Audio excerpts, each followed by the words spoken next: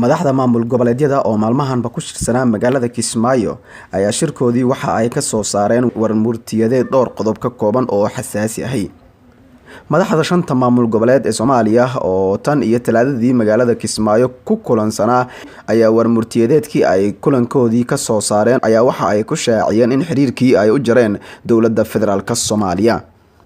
warmurtiyadeedka golaha iskaashiga dowlad goboleedyada ayaa waxa ay uga hadleen dhinacyada amniga, siyaasadda, arrimaha dastuurka iyo doorashooyinka.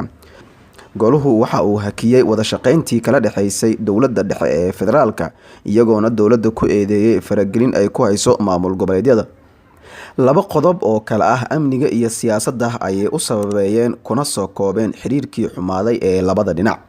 Labadaasi qodob oo ay aad uga hadleen warmurtiyeedkoodii marka laga yimaado waxa ay sheegeen in ay ka qoosteen in Dowladda dhexe meel mariso heshiisyadii iyo ballamadii hore loo galay. Taasi beddelkeedana waxa ay wada shaqayntii Dowladdu ka doorbiday faragelin guracan oo ay ku hayso dowlad goboleedyada, taasi oo dhaawacday kalsoonidii wada shaqayn ee labada dhinac dhex mari lahayd ayaa lagu yiri warmurtiyadeedka ay goluhu soo saareen.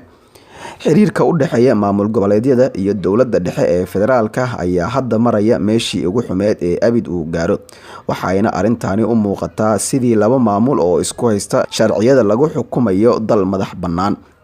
Sidoo kale madaxda maamul goboleedyada ayaa ku ballamay in bisha Oktoobar shir aan caadi ahayn ay isugu yimaadaan magaalada Garowe ee xarunta maamulka Puntland. Shirkaasi oo lagu qaada dhigi doono qodobada hadda shirkani ay ka soo saareen, kaasi oo ay Kismaayo maalmahan uga socday, waxaana shirka Garowe diiradda lagu saari doonaa xiriirka Dowladda loo jaray iyo natiijada laga dhaxlay.